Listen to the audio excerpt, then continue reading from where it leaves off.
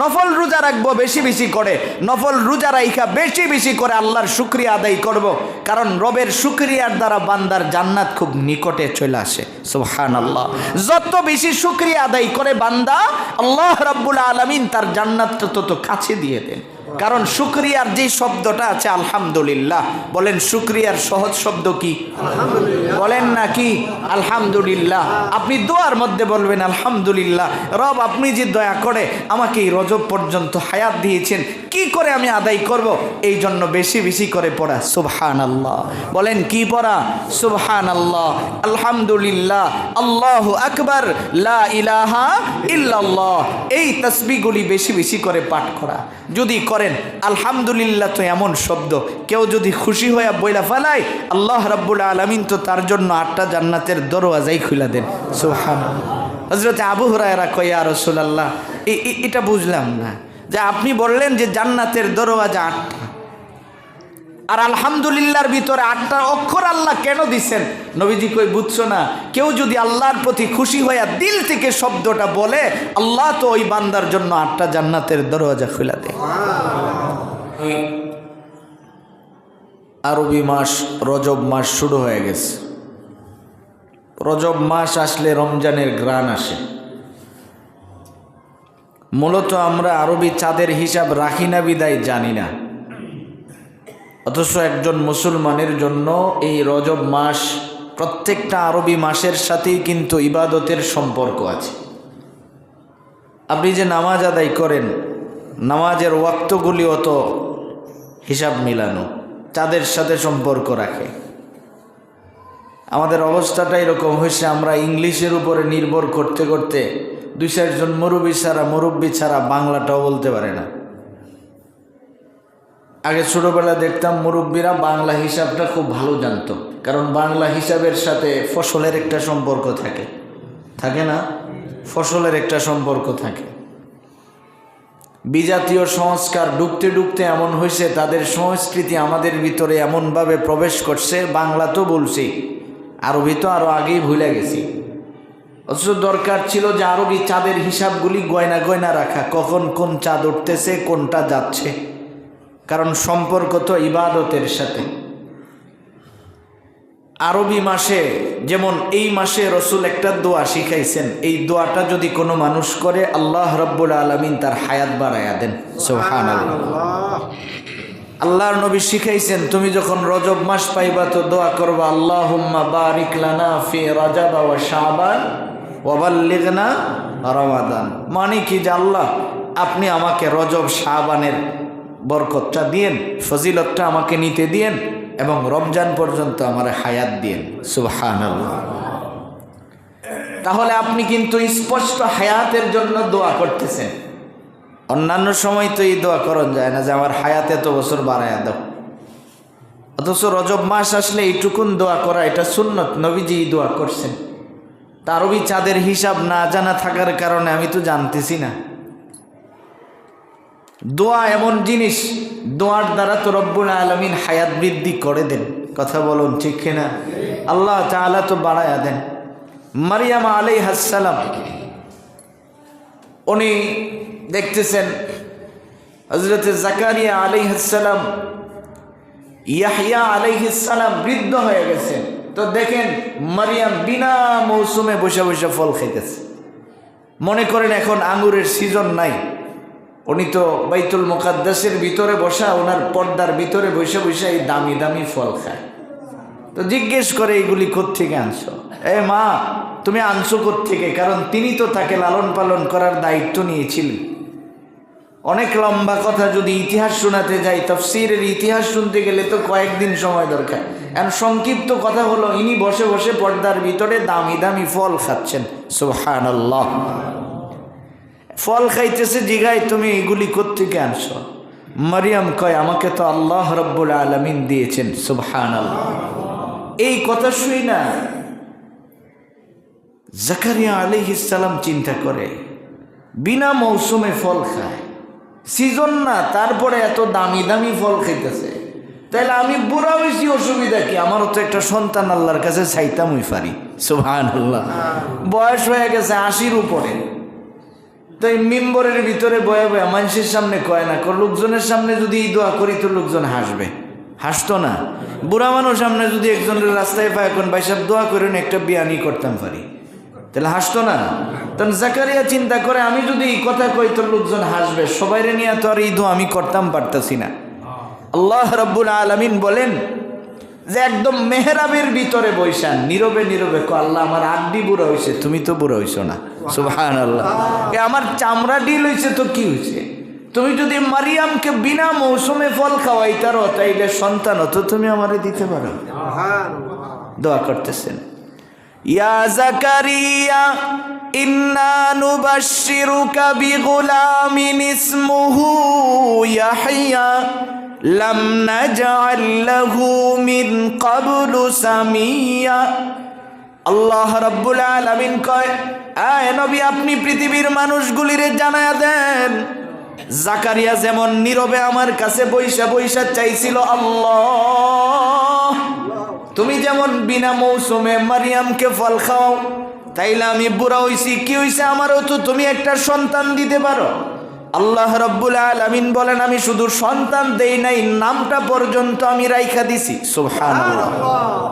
সুসংবাদ শোনাইছি যে তোমার সন্তান হবে, এটা 100% শিওর, এবং সন্তান যে হবে এটা ছেলে হবে এটাও শিওর, আর নাম রাখবা ইয়াহিয়া। সুবহানাল্লাহ। আমি নাম সহ জানায়া দিছি। এই জন্যে রসুল কয় তো তুমি যখন রজব মাস পায়া যাইবা তো দোয়া করবা, আল্লাহুম্মা বারিক লানা ফি রজব ওয়া শাবান ওয়া বাল্লিগনা রমাদান। আয় রব আপনি আমাকে, অন্যান্য সময় তো হায়াতের জন্য দোয়া করা এটা জায়েজ না, নেক হায়াত কামনা করা যায় যে আল্লাহ আপনি আমারে যতদিন হায়াত দিয়েছেন আমার হায়াতটা নেক হায়াত করে দিয়েন, এটা বলা যায়। কিন্তু আমারে 500 বছর হায়াত দেন, 400 বছর যেন বাঁচতাম পারি, নাতির পরে আরো যেন 4 পুরুষ দেখতাম পারি, এইগুলি বলা যায় না। অথচ আল্লাহর নবী বলেন যে এটা এমন একটা দোয়া তুমি যখন বলবা যে আল্লাহ এটা সুন্নত, যে রব আপনি আমাকে এই রজব মাসের বরকত দেন, শাবানেরও দিয়েন, আমারে রমজান পর্যন্ত হায়াত দিয়েন, আমি যেন রমজানের ফজিলতটাও নিতে পারি। সুবহানাল্লাহ। এই জন্য নবীজি শিখিয়েছেন। তা আজকে আমাদের এই মাসগুলির সাথে সম্পর্ক না থাকার কারণে আমরা তো ভুলে গেছি, চাঁদের হিসাব না থাকার কারণে ভুলে গেছি কোন দিক দিয়া রজব চলে যাইতেছে, কোন দিক দিয়া শাবান আমার ঘরের দরজায় আসতেছে, কোন দিক দিয়া রমজান চলে আইব। প্রস্তুতি যদি না থাকে তাইলে তো ইবাদত করা যায় না। এই জন্য নবীজি বলেন শাবান আসার আগে রজব থেকেই তোমরা রোজা রাখার শুরু করো, রজব থেকেই তোমরা প্রস্তুতি গ্রহণ করো। কারণ প্রস্তুত যদি তুমি থাকো তাহলে রমজান আসার পরে রোজা রাখতে আর অসুবিধা হবে না। যারা প্রত্যেক মাসে 3টা রোজা রাখে, বৃহস্পতিবার সোমবার সুন্নত হিসাবে 2টা করে রোজা রাখে, এরা যখন রমজান মাস আসে রোজা রাখতে কিন্তু তাদের কোনো কষ্ট হয় না। হঠাৎ করে যখন রমজান মাসের রোজা দিয়ে আপনি শুরু করবেন দেখবেন 2-4-5 দিন স্বাভাবিক হইতেই সময় চলে যায়। কথা বলুন ঠিক কিনা? তো এই যে একটা বরকতি মাসে আপনার যে গুরুত্বপূর্ণ একটা সময় চলে গেল। আল্লাহর নবী তো বলছেন রমজানকে আল্লাহ 3 ভাগে ভাগ করছেন, এর মধ্যে প্রথম 10 দিন রহমতের। আচ্ছা আপনি স্বাভাবিক হইতে হইতে যদি 5 দিন রোজা চলে গেল তাহলে তো রহমতের 5 দিন আপনি বঞ্চিত হলেন ইবাদত থেকে, ঠিক না? এই জন্য নবীজি বলেন যে রজব মাস থেকেই যেন রমজানের হাওয়া তোমার শরীরে বইতেছে, তুমি দোয়া করতে থাকো আর রমজানের অপেক্ষা করতে থাকো যে আল্লাহ আপনি রমজানের ফজিলতটা আমাকে গ্রহণ করার সুযোগ দেন। এই জন্য চাঁদের মাস এটা হিসাব করে করে শিখা যে কোন সময় কোন চাঁদ আসতেছে খবর রাখবো ইনশাআল্লাহ। এটা ফরজে কেফায়া, সমাজে একজন রাখলে বাকিদের গুনাহ আল্লাহ মাফ করে দেন। তো ওলামা ইকরাম তো চাঁদের খবর রাখেন, যার কারণে আমরা গুনাহগার হচ্ছি না, কিন্তু ইবাদত থেকে তো মাহরুম হইতেছি। আমাদের মুরব্বীরা মা বোনেরা ওনরা কিন্তু চাঁদের খবর রাখেন, খুঁজা খুঁজা রমজানের আগে কোন চাঁদ আসতেছে, কোন চাঁদে কদ্দুর আমল। আমাদেরকে বিশেষ করে অনেকে ফোন করে যে হুজুর এই চাঁদে আমাদের কি ইবাদত। ভালো লাগে যে মানুষ এখনও চাঁদের খবর রাখেন। রমজান মাস আর বেশি দিন বাকি নেই, যেহেতু রজব ঢুকে গেছেন, আজকে 3 তারিখ, তো রজব মাস ঢুকছেন তো চলে যাবেন, শাবান মাস ঢুকতেছেন, এরপরে তো রমজান একেবারে খুব কাছাকাছি থাকে। তাহলে আমরা আজকের পরে দোয়া করব, ঠিক আছে ইনশাআল্লাহ? সবসময় দোয়া করব, আল্লাহুম্মা বারিক লানা ফি রজব ওয়া শাবান ওয়া বাল্লিগনা রমাদান। এটা স্পষ্ট নবীজি কয়, তুমি তো হায়াতের দোয়াও আল্লাহর কাছে করতেছো যে আল্লাহ আমাকে আপনি রমজান পর্যন্ত হায়াত দিন। সুবহানাল্লাহ, আমি যেন রমজানটা পাই, রমজানের ফজিলতটা যেন আমি গ্রহণ করতে পারি। এই জন্য আমার ভাই যেই কথা বলতেছিলাম, আল্লাহ রাব্বুল ইজ্জত ওয়াল জালালের কাছ থেকে চা নিতে হয়। এইগুলি নবীজি শিখাইছেন। ইবাদত তো তুমি করবা, তবে ইবাদতের জন্য তোমাকে আগে একটা প্রস্তুতি দরকার। আর এই প্রস্তুতির জন্য আল্লাহ রাব্বুল আলামিন এই চাঁদগুলিতে কিছু স্পেশালি ইবাদত দিয়েছেন, যে আপনি রজবের ভিতরে রোজা রাখবেন। রজবের ভিতরে আপনি অন্যান্য সময় থেকে ফারেক হয়ে যে আমি রমজান আসতেছে, আমি একটা প্রস্তুতি গ্রহণ করি। আপনি 1 সপ্তাহ 10 দিনের সফরে যদি কোথাও যান, সফরে যাওয়ার আগে আমরা প্রস্তুতি গ্রহণ করি না? কথা বলেন, করি কি না? আপনি 10 দিনের সফরে গেলেন, অথবা আপনি 40 দিনের তবলিগে যাবেন, বেশি না খালি বিয়ের বেড়াইতে দেবেন। নতুন বিয়ের বাড়িতে গেলে 1 সপ্তাহ আগের থেকেই তো প্রস্তুতি, নতুন একখান কাপড় বানাইলেন, ধুইলেন, প্রস্তুতি নিলেন, বিয়ের বাড়িতে আপনি যাইতেছেন। অথচ রমজান মাস আপনার ঘরের দরজায় আসতেছে, যেই রমজানের ভিতরে কত ফজিলত। নবীজি বলছেন, ফজিলত তো বর্ণনা করে শেষ করা যাবে না। আল্লাহ রাব্বুল আলামিন নিজে পরিষ্কার ঘোষণা দিয়েছেন যে বান্দা রোজা রাখে আমার লেগা, পুরস্কার আমি নিজে তার হয়ে গেলাম। সুবহানাল্লাহ। তাহলে এমন একটা মাস আপনার কাছে আসতেছে, আপনি তার আগে আপনার কোনো প্রস্তুতি নেই, উদাসীনভাবে আপনি চলতেছেন। নবীজি বলেন, এটা তো কোনো মুসলমানের কাজ নয়। মুসলমান রজব থেকেই প্রস্তুতি গ্রহণ করবে যে আমার রমজান আসতেছে, যাতে করে রমজানে আমার কোনো প্রকারের ইবাদতে ব্যাঘাত না ঘটে। আর ইবাদত এমন জিনিস, ইবাদতের দ্বারা ওই যে বলতেছিলাম, জাকারিয়া আলাইহিস সালাম আল্লাহ রব্বুল আলামিনের কাছে চাইছে যে আমার সন্তান দরকার।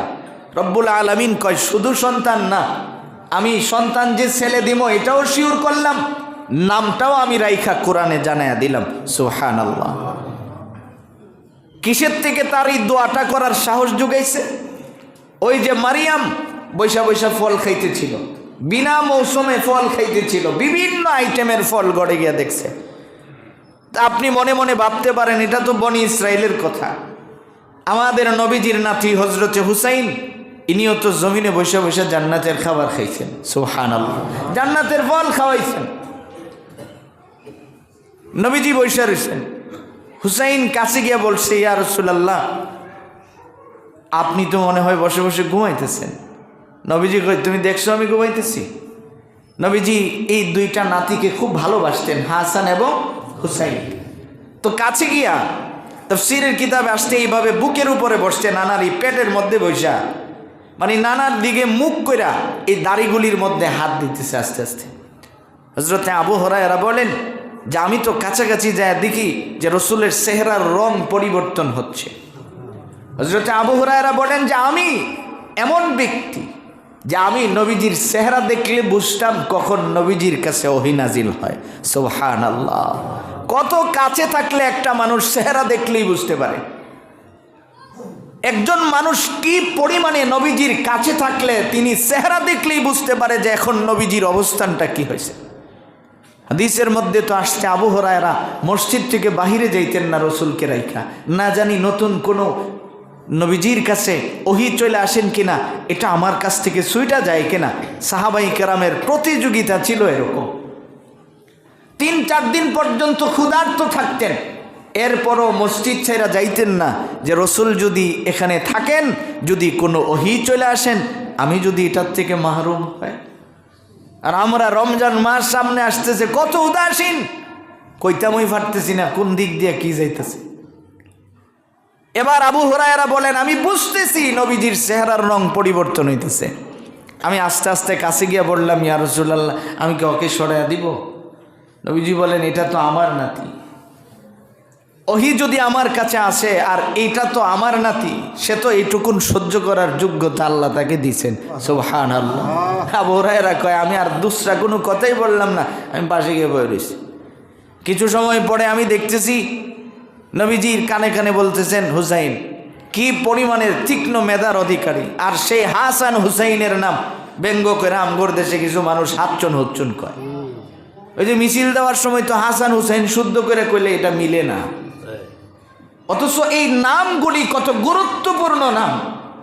আল্লাহর রসুল যেখানে বলছেন যে জান্নাতের যুবকদের সর্দার হবেন আমার এই দুই নাতি, সুবহানাল্লাহ, আর তাদের নামটা পর্যন্ত শুদ্ধ করে কয় না। হাসরের দিন যদি ওরা বিচার দেয় আল্লাহর দরবারে যে আল্লাহ আমার নাম তো ছিল হাসান, আমার নাম তো ছিল হুসাইন, হেজে সারা জীবন হাতচুন হুচ্চুন কইছে, এর সাফার দাঁতটি ফালাইয়া দেন, তখন আপনি কি জবাব দিবেন বলেন না? আপনি একটু নিজেরই জিজ্ঞেস করেন, আবেগ দিয়া কি সব কিছু চলে? অথচ নাম ভেঙায়া ডাকা যে কত বড় কবিরা গুনাহ। একজন মানুষের নাম আব্দুর রহমান, কত সুন্দর নাম, রহমানের গোলাম। আপনি ডাক দিলেন কি রে রহমান, এটা হইল না, বেটার নাম কত সুন্দর, রামনে মনের ঠান্ডা ডাক দিলেন। ওই যে আপনাদের এলাকার সন্তানই তো আল্লামা জুবায়ের আহমদ আনসারী রহমতুল্লাহি আলাইহি, হুজুর বলতেন যে অবস্থানটা কি হয়েছে দেখো, বাঙালি নাম রাখতেও জানে না, ডাকতেও জানে না, মানে শুদ্ধ করে সে রাখাও জানে না, ডাকাও জানে না। বেটার নাম মতিউর রহমান, ডাক দিছে কিরে মুইত্তা, এটা হইল নাম মতিউর রহমান, কত সুন্দর একটা নাম। এই জন্য নাম ভেঙায় ডাকা যায় না। হযরত হুসাইন বৈশা রয়েছেন, এমন সময় কাছে গিয়া নানার কানে কানে বলতেছে, নানা আপনার কাছে একজন লোক হয়েছে, আমার কাছে মনে হইতেছে যে এই লোকটা আন্তর্জাতিক কৃপণ হবে। নবীজি বলেন কেন? আমার কাছে লোক আসছে তুমি কিভাবে বুঝছো? কোন আমি বাতাস পেয়েছি। নবীজি বলেন আমার কাছে তো জিবরাইল আসছে। সুবহানাল্লাহ বলেন। কই জিবরাইল আইছে, তুমি তার এই কথা কেন বললে? না না না, আমি বুঝছি যে আপনার কাছে মক্কা মদিনার যে কেউ আসলে কিছু না কিছু হাদিয়া নিয়ে আসে। ও যা আসছে কিছুই তো আনে না, আমরা যে বই রয়েছি এনে। এবার জিবরাইলের চেহারার রং পরিবর্তন হয়ে গেছে।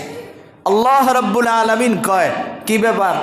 আমনের বন্ধুর নাতি তো আমার কৃপণ করছে, পকেটে হাত দাও, দিয়া দেখো আমি জান্নাতের আঙ্গুর তোমার পকেটে ঢুকাইয়া দিছি। সুবহানাল্লাহ। কেমন বাচ্চা, আর আপনি তার নামটা কিভাবে উচ্চারণ করেন? মোহতারাম ভাই, একটু নিজেরে জিজ্ঞেস করেন। আমি তো মরে যাবো এটাই নিশ্চিত, আমি চলে যাব এটাই শিওর, আর আমি যা করছি আমার এইগুলি লেখার জন্য দুইজন আমার ডান কাঁধ বাম কাঁধে আছে। ওগরে কি কোনো রকম ফার্ম পট্টি দিয়ে নিচে নামান যায়? বলেন না, নামান যায়? পয়সা পাতি দিয়ে ঘুম পাড়ানো যায়? যদি নামাই তারতেন জীবনে আর উড়াইলে নিলে কান্দ। একবার নামাই আমনে যে রাস্তাটা গেলেন বিচারে আমনে পাইল না, আমনে যে সালা। আল্লাহ রাব্বুল আলামিন কয় আমি তোমার ডান কাঁধে বাম কাঁধে দুইজন লাগাইয়া দিছি, যতদিন না মরবা ততদিন এরা নামবে না। তাহলে আপনি একটু নিজেকে জিজ্ঞেস করেন না, বেশি কিছুর দরকার হয় না তো, যে আপনি আপনার বিবেককে জিজ্ঞেস করেন যে আমার কি করার দরকার ছিল আর আমি কি করছি। হিসাব তো এইটুকুনে। আমনের যেমন 4 হাত পাও আছে, অন্যান্য জাতি পশুরও তো আছে। আপনার খাওয়ার দরকার হয় তাদেরও হয়, আপনার স্ট্যান্ডার্ড দরকার হয় তাদেরও হয়, আপনার যেমন বিয়ে শাদী কইরা জৈবিক চাহিদার দরকার হয় ওগুলো আছে। তাহলে আপনার হিসাবটা কোন জায়গায়? শুধু এই ব্রেনটার হিসাব হবে যে আপনি এমন দুইজন ব্যক্তির নাম ভেঙায়া ডাকতেছেন যাদের ব্যাপারে নবীজি বলছেন জান্নাতের যুবকদের তারা কি হবেন? সর্দার হবেন। রসুল বইলা গেছেন যে স্পষ্ট, এর মধ্যে কোনো ভেজাল নাই। এই জন্য মোহতারাম ভাই, পৃথিবীটা আবেগের জায়গা নয়, একটু বিবেক দিয়ে হিসাব করে কিছু কাজ করা। হুসাইন এই কথা বলার পরে এবার জিবরাইল তো পকেটে হাত দিয়ে আঙ্গুর পাইছে, মহা খুশি, কয় নেন নবী, দিয়া দিলাম, আপনার নাতি আমার এমন কইছে। এবার হুসাইন না না আমি তো এগুলি খাই না। কেন? যেই বেটা পকেটে রাখা মানুষের দিত চায় না, ওর জিনিস খায় লাভ হইব কি? যে এতক্ষণ পকেটে রাখছে আমারে দিত চায় না, অকৃপণ। এমন বহুত দাদা আছে পকেটে রাখা বুট খায়, নাতিরে দেয় না। আমি নিজের চোখে দেখছি, নাতি হাতলে হাঁটতেছে কিন্তু দাদা ঠিকই পকেটে বুট বাইর করে করে খেতেছে। কাজেই বাচ্চাদেরকে দিবেন একটা চকলেট, হলেও বাহির থেকে আসলে তাদের জন্য নিয়ে আসবেন। এই চকলেটটার দ্বারা ওরা যেই পরিমাণের খুশি হয়, আপনি টাকা দিলেও তো এত খুশি হতো না। বাচ্চারা খুশি হয়ে যখন হাসি দেয়, আল্লাহর রসুল কয় আল্লাহ রাব্বুল আলামিন তোমার গুনাহ মাফ করে দেয়। কাজেই বাচ্চাদেরকে দমকাইতে নাই, ওদেরকে না দমকায়া আপনি একটা চকলেট হইলেও দিলেন। এবার যখন এই কথা বলছে রসুল কয় খায় নো, কারণ এটা তো জান্নাতের খাবার। সুবহানাল্লাহ। এই জন্য আমার ভাই বলতেছিলাম যে দোয়া এমন জিনিস, দোয়ার দ্বারা হায়াত বেড়ে যায়। এই জন্য নবীজি শিখাইছেন রজব মাস আসছে তো দোয়া করবেন। সমস্ত অবস্থায় আমরা দোয়ার ভিতরে এই দোয়াটা যেন আমার কাছ থেকে ছুইটা না যায়, ঠিক আছে ইনশাআল্লাহ? কারণ এটা একটা বরকতের দোয়া, শুধু পরকালের জন্য না, দুনিয়াতেও লাভ। আমি যদি রমজান পর্যন্ত হায়াত পাই তাহলে আমার ইবাদত কম হবে না বেশি হবে? একদিন দুনিয়াতে যিনি বেশি বেঁচে থাকেন তিনি আরেকজন, যারা আজকে মারা গেছে আগামী দিন যিনি মারা যাবেন, আজকের মৃত ব্যক্তির আগে আগামীকালকের লোকটা জান্নাতে যাবে। সুবহানাল্লাহ। কারণ তার হায়াত একদিন বেশি ছিল। হায়াত কত মূল্য! এই যে আপনি আল্লাহর রসুল শিখাইছেন দোয়া করবেন, আপনি তো বুঝতেছেন না। নবীজির একজন সাহাবী তলহা ইবনে উবাইদুল্লাহ নবীজির কাছে বলতেছেন, ইয়া রাসূলুল্লাহ, ফজরের নামাজের পরে নবীজি মিম্বরে বসছেন, বৈশা সাহাবাই কারামদেরকে বলতেছেন, তোমরা কেউ কোনো স্বপ্ন দেখছো? এমন সময় তলহা ইবনে উবাইদুল্লাহ হাত উঠায় বলেন, রসুল আমি একটা স্বপ্ন দেখছি। কি স্বপ্ন? আমি স্বপ্ন দেখছি যে আমি জান্নাতের দরওয়াজার সামনে ঘুরতেছি। সুবহানাল্লাহ। তাহলে কেমন ব্যক্তি যিনি দুনিয়াতে ঘুমায়া স্বপ্নে কোন জায়গায় যান? বলেন না কোন জায়গায়? আমরা তো বট গাছ তো লেগে হারই, এর চেয়ে বেশি না। নৌজওয়ান পোলাপান বড়জুর ওই বট গাছ তো লেগে দাঁড়ানোটাই দেখে, এর চেয়ে বেশি কিছু দেয় না। তলহা ইবনে উবাইদুল্লাহ কয়, রাসূল আমি তো জান্নাতের দরজার সামনে ঘুরতেছি। নবীজি বলেন, এটা তো মজার স্বপ্ন। না ইয়া রাসূলুল্লাহ, আমি খুব চিন্তিত। কেন? আমি দেখতেছি আমি এবং আমার দুইজন বন্ধু, মোট তিনজন, আমরা জান্নাতের সামনে দাঁড়ায়া গল্প করছিলাম। আমাদের ভিতর থেকে একজন যুদ্ধের ময়দানে শাহাদত বরণ করেছেন, আরেকজন স্বাভাবিকভাবে 1 বছর পরে মৃত্যুবরণ করেছেন। আমরা তিনজন যখন দাঁড়ায়া রয়েছি, লম্বা সময় পরে 6 থেকে 8 জন ফিরিস্তা আসছেন। আয়েশা আমার যেই বন্ধু স্বাভাবিকভাবে মৃত্যুবরণ করছেন, ওনার হাত ধইরা টেনে টেনে ওনাকে জান্নাতে নিয়ে গেছেন। নবীজি বলেন, তাইলে তোমার চিন্তিত হওয়ার কারণটা কি আমাকে বলো? এবার কয়, রাসূল আবার কিছু সময় পরে ওই ফিরিস্তারা আয়েশা আমার যেই বন্ধু যুদ্ধের ময়দানে শাহাদত বরণ করছেন, তার হাত ধইরা ওনাকে জান্নাতের দিকে যখন নিয়ে যাচ্ছেন, আমি একজন ফিরিস্তার পিছন থেকে ডাক দিলাম, দিয়া কইলাম, একবার আয়া আমার একজন দুস্তরে লয়ে গেছো, আবার লম্বা সময় পরে আইসো, দ্বিতীয়বার যে যাইতেছো আর আইবা কিনা এটারও কোনো নিশ্চয়তা নাই, যাইবার আগে কয়া যাও আমারে নিতে আইবা কিনা। নবীজি বলেন, তো কি বলছে? বলছে যে এখন আমার সময় হয়েছে না, সময় হইলে নিব। সুবহানাল্লাহ। রসুল কয়, তাইলে তুমি আচানক কেন হলে? তলহা ইবনে উবাইদুল্লাহ বলেন যে আমি আচানক এই জন্য হয়েছি, ইয়া রাসূলুল্লাহ, আমি তো জানি পৃথিবীর জমিনে সবচেয়ে উত্তম মরণ হলো শাহাদতের মরণ। এই মৃতটাকে মৃত বলতে আল্লাহ নিষেধ করেছেন, কারণ যারা শাহাদত বরণ করেন তারা কি হয় নাই? মরে নাই। তাহলে যিনি যুদ্ধের ময়দানে শাহাদত বরণ করেছেন তিনি তো আমার হিসাবে আগে জান্নাতে যাবেন। হিসাবটা বুঝছেন? যে যিনি যুদ্ধের ময়দানে শাহাদত বরণ করেছেন তিনি আমার হিসাবে আগে যাবেন, কিন্তু তিনি কেন পরে গেলেন? আর যিনি 1 বছর পরে স্বাভাবিকভাবে মৃত্যুবরণ করেছে তিনি কেন আগে জান্নাতে গেলেন? নবীজি বলেন, তলহা তুমি কি জানো না তোমার যেই বন্ধু 1 বছর পরে মৃত্যুবরণ করছে তিনি কি 1 বছরের ভিতরে শাবান মাস পায় না? হ্যাঁ ইয়া রাসূলুল্লাহ পাইছে। রজব পায় নাই? পাইছে। তাহলে রমজান পায় নাই? পাইছে। এইগুলি যদি পায় আর ইবাদত যদি করে থাকে, আল্লাহ রাব্বুল আলামিন তো তার ইবাদতে 1 বছরের সব বেশি রাখছেন। সুবহানাল্লাহ। এই জন্য নবীজি শিখায়, উম্মত তুমি যখন রজব মাস পায়া যাও তুমি আল্লাহর কাছে বেশি বেশি দোয়া করো, আল্লাহ আপনি আমাকে হায়াত বাড়িয়ে দেন, আমাকে রজবের ফজিলত দেন, আমাকে শাবানের বরকত দেন, আমাকে রমজান পর্যন্ত আপনি হায়াত দেন। সুবহানাল্লাহ। এই জন্য দোয়া করবো ইনশাআল্লাহ। সন্তানকেও শিখাবো, আমার স্ত্রীকেও আমি শিখাবো, আমার অধীনস্থ যারা আছে তাদেরকে শিখাবো।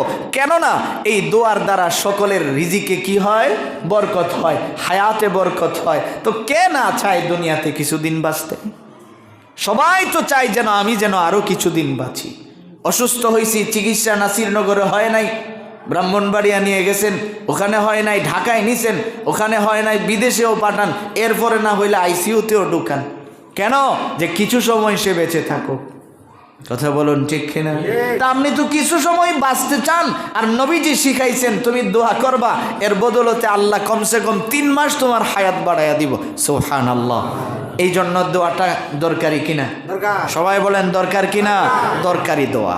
কাজেই আজকের পরে আমরা এখন থেকে, যেহেতু রজব মাস শুরু হয়েছে, এই দোয়াটা আমরা বেশি বেশি করে করব, নিজেও করব, সন্তানকেও শিখাবো, সবাইকে বলবো যে আমার কোনো দোয়ার ভিতরে যেন এই দোয়া না ছোটে। আল্লাহুম্মা বারিক লানা ফি রজব ওয়া শাবান ওয়া বাল্লিগনা রমাদান। এই দোয়ার দ্বারা কি বাড়ে? হায়াত বাড়ে। বলেন কি বাড়ে? হায়াত বাড়ে। তো আল্লাহ আমার হায়াত যদি বৃদ্ধি করে দেন, আমি তো এর ভিতরে আমার কিছু না কিছু ইবাদত তো হবে না? অল্প ইবাদত যদি আমার হয়, তাহলে আমার আগে যিনি ইন্তেকাল করেছেন তার চেয়ে আমার কিছু হলে ইবাদত বেশি আছে। কারণ কবরে যাওয়ার পরে তো দরকার হবে ইবাদতের, ওখানে তো ভিন্ন কিছুর দরকার হয় না। রব্বুল আলামিন তো শুধু বান্দার দিকেই তাকান। খাজা আব্দুল ওয়াহেদ রহমতুল্লাহি আলাইহি, এনার জীবনীতে পাওয়া যায়, ইনি তো কাশওয়ালা বুজুর্গ, হাঁটতেছেন, হঠাৎ করে দেখে কবরস্থানের সামনে 2 জন মানুষ গল্প করতেছে। এরকম কাছাকাছি যায় জিজ্ঞেস করে, তোমরা কি করো? আমরা তো এখানে লিস্ট করতেছি, জান্নাতীদের নাম লিখতেছি। জিগাই, তো তুমি জান্নাতীদের নাম যে লেখো, দেখোছো আব্দুল ওয়াহেদ নামে কেউ আসেনি? তো ফিরিস্তা এরকম দেখতে দেখতে লম্বা সময় দীক্ষা কোনা, এই নামে তো কেউ নাই। আচ্ছা তাইলে এখন তুমি কি করো? আমি তো জাহান্নামের লিস্ট করতেছি। তো এটার মধ্যে দেখোছেন আসেনি? খুঁজতে খুঁজতে লম্বা সময় খুঁজে দেখে এখানেও নেই। এবার ফিরিস্তারে দমক দিয়ে, আরে বেটা লেখোস না, আমার নাম জান্নাতীদের কাতারে নাই, জাহান্নামীদের কাতারেও নাই, কিন্তু এখন আমি যাবো কই? তা আমি তো আল্লাহর বিশ্বাস রাখি হৃদয়ের মধ্যে, আল্লাহকে আমি বিশ্বাস করি। তো আল্লাহকে বিশ্বাস করি একটা কোটা বানায়, যে আমি আল্লাহ রাব্বুল আলামিনের একজন গোলাম, গোলামের একটা কোটা বানায় আমার নামটা লিখে দে। সুবহানাল্লাহ। তো এই যে একজন মানুষের শুধু এইটুকুন তো রব্বুল আলামিন চায়, বেশি তো কিছু চায় না। আল্লাহ রাব্বুল আলামিন কয় আমি তো বান্দাকে জান্নাত দিতে চাই। প্রত্যেকটা মানুষ কিন্তু জন্মসূত্রে জান্নাতের এক খণ্ড জায়গার মালিক। সুবহানাল্লাহ। আপনাদের কাহারো বাড়ি যদি নাসিরনগর শহরে একটু জায়গা থাকে, লোক কি গরিব হয়? বলেন গরিব হয়? যদি তার সরাইলে একটু জায়গা থাকে, গরিব। ব্রাহ্মণবাড়িয়া শহরে হইলে গরিব। ঢাকায় যদি হয় তাইলে উনি তো অনেক জমিদার। নবীজি বলেন প্রত্যেকটা মুসলমান ঈমানের সূত্রে সে জান্নাতের এক খণ্ড জায়গার মালিক। সুবহানাল্লাহ। আমি আপনি সবার জন্য জান্নাতে একটা জায়গা বরাদ্দ আছে। রাসূল কয়, কেউ যদি কয় সুবহানাল্লাহ, আল্লাহ রাব্বুল আলামিন ওর জায়গায় একটা জান্নাতে গাছ রোপণ করে দেয়। তাহলে আপনার জায়গা আছে, গাছ লাগান নাই আপনি, তাহলে আপনি কেমনে থাকবেন? এই জন্য রমজান মাস আসার আগে ইবাদতের ভিতরে এটাও একটা ইবাদত, রবের শুকরিয়া বেশি বেশি করে আদায় করা। করবো ইনশাআল্লাহ। এখন থেকে নবীজি শিখাইছেন, রজব মাস আসার পরে যে ইবাদতগুলি নবীজি বেশি বেশি করতেন, বেশি বেশি শুকরিয়া আদায় করতেন, বেশি বেশি তাসবিহ তাহলিল করতেন, এইগুলি ছিল নবীজির কাজ। সময় পাইছো তো শুকরিয়া আদায় করো। আল্লাহ রাব্বুল আলামিন যা আমাকে এই রজব পর্যন্ত হায়াত দিছেন। সুবহানাল্লাহ। এই জন্যই তো আল্লাহর নবী কয়, তুমি যখন দোয়া করবা বেশি বেশি করে এই দোয়া করবা, আল্লাহুম্মা বারিক লানা ফি রজব ওয়া শাবান ওয়া বাল্লিগনা রমাদান। আয় রব, তুমি আমার এই শাবান এবং রজবের যত বরকত আছে সবগুলি আমাকে দান করো, এবং রমজান পর্যন্ত আমারে মাহরুম করো না। রমজানের ফজিলতটাও আমারে দিও, আমি যেন রমজানের ফজিলত পাওয়া যাই। সুবহানাল্লাহ। এই জন্যে রাসূল কয়, শোনো, তুমি যখন সময় পাইবা তো এই রমজানের প্রস্তুতি হিসাবে জবান দিয়ে বেশি বেশি শুকরিয়া হবে কার? আল্লাহ। জোরে বলুন না কার? আল্লাহ রাব্বুল আলামিন বলেন, পৃথিবীর জমিনে সবচেয়ে জ্ঞানওয়ালা একজন মানুষ আমি বানাইলাম, যার নাম হলো হাকিম লুকমান। লুকমানে হাকিমকে আমি জ্ঞান দিয়েছি, এমন দিয়েছি, আল্লাহ তাআলা বলেন আমি তারে জ্ঞানের ভান্ডার দান করছি। সুবহানাল্লাহ। এত বেশি জ্ঞান তারে আমি দিছি, এমন জ্ঞান আমি ইতিপূর্বে কোনো মানুষকে দেয় নাই। রব্বুল আলামিন কয়, আমি জ্ঞান দিয়া বলছি, শোনো, আনিশকুর লিল্লাহ আমি যে তোমারে এত জ্ঞানের মালিক বানাইলাম, তুমি এখন শুকরিয়া আদায় করবা কার? জোরে বলুন কার? আল্লাহ রাব্বুল আলামিন বলেন, আমি লুকমান রে বইলা দিছি তুমি আমার শুকরিয়া আদায় করো। অতঃপর বললাম, ওয়া মাই ইয়াশকুর ফাইন্নামা ইয়াশকুরু লিনাফসি। তুমি মনে করো না শুকরিয়া যদি আদায় করো তাইলে আল্লাহর লাভ হইব। আল্লাহ রাব্বুল আলামিন কয়, তুমি যদি শুকরিয়া আদায় করো তাহলে তোমারই লাভ হবে। সুবহানাল্লাহ। আল্লাহ রাব্বুল আলামিন বলেন, ওয়া মাই ইয়াশকুর ফাইন্নামা ইয়াশকুরু লিনাফসি। তুমি যে শুকরিয়া আদায় করবা লাভটা কিন্তু তোমারই হবে। সুবহানাল্লাহ। এটা আরেকজনের হবে না। তো শুকরিয়া যদি তুমি আদায় করো তোমারই লাভ হবে, ভিন্ন জনের হবে না। আল্লাহ রাব্বুল আলামিন বলেন, ওয়ামান কাফারা ফাইন্নাল্লাহা গনিয়্যুন হামিদ। কেউ যদি নাশুকরি করো, আল্লাহ রাব্বুল আলামিন কিন্তু সবকিছু জানেন, দেখেন, রবের শাস্তির অপেক্ষায় তুমি থাকতে হবে। এই জন্য লুকমান হাকিমকে আল্লাহ রাব্বুল আলামিন প্রথম যে নির্দেশটা করলেন যে তুমি শুকরিয়া আদায় করবা কার? আল্লাহ তাআলা। নবীজি কয় তুমিও শুকরিয়া আদায় বেশি বেশি করে করবা, যে আল্লাহ তুমি যে দয়া করে আমাকে রজব পর্যন্ত হায়াত দিয়েছো। আল্লাহ চাইলে তো আমাকে আরো আগেই কবরে শোয়া দিতে পারতেন। কথা বলুন ঠিক কিনা? জেডাগ্রামের ভাইরা ভালো করে বুঝেন, আপনার কিন্তু এখন ইবাদতের মৌসুম আসতেছে। এখন তো আলহামদুলিল্লাহ আস্তে আস্তে রমজান শীতের দিকে আসতেছে, কাজেই দিন ছোট, ইবাদতের মৌসুম। আপনি যদি আপনার সময়টাকে কাজে লাগাতে পারেন, আপনি তো মৌসুম পাইছেন যে এই রজব মাস পাইছি, আমি বেশি বেশি করে রোজা রাখবো, নফল রোজা রাখবো বেশি বেশি করে, নফল রোজা রাইখা বেশি বেশি করে আল্লাহর শুকরিয়া আদায় করব। কারণ রবের শুকরিয়ার দ্বারা বান্দার জান্নাত খুব নিকটে চলে আসে। সুবহানাল্লাহ। যত বেশি শুকরিয়া আদায় করে বান্দা, আল্লাহ রাব্বুল আলামিন তার জান্নাতটা তত কাছে দিয়ে দেন। কারণ শুকরিয়ার যে শব্দটা আছে আলহামদুলিল্লাহ, বলেন শুকরিয়ার সহজ শব্দ কি? বলেন না কি? আলহামদুলিল্লাহ। আপনি দোয়ার মধ্যে বলবেন আলহামদুলিল্লাহ, রব আপনি যে দয়া করে আমাকে এই রজব পর্যন্ত হায়াত দিয়েছেন, কি করে আমি আদায় করব? এই জন্য বেশি বেশি করে পড়া সুবহানাল্লাহ। বলেন কি পড়া? সুবহানাল্লাহ, আলহামদুলিল্লাহ, আল্লাহু আকবার, লা ইলাহা ইল্লাল্লাহ। এই তাসবিহগুলি বেশি বেশি করে পাঠ করা। যদি করেন, আলহামদুলিল্লাহ তো এমন শব্দ, কেউ যদি খুশি হয়ে বইলা ফেলায়, আল্লাহ রাব্বুল আলামিন তো তার জন্য 8টা জান্নাতের দরওয়াজাই খুলে দেন। সুবহানাল্লাহ। হযরত আবু হুরায়রা কয়, ইয়া রাসূলুল্লাহ, এটা বুঝলাম না যে আপনি বললেন যে জান্নাতের দরওয়াজা 8টা, আর আলহামদুলিল্লাহর ভিতরে 8টা অক্ষর আল্লাহ কেন দিছেন? নবীজি কই, বুঝছো না? কেউ যদি আল্লাহর প্রতি খুশি হইয়া দিল থেকে শব্দটা বলে, আল্লাহ তো ওই বান্দার জন্য 8টা জান্নাতের দরওয়াজা খুলে দেয়।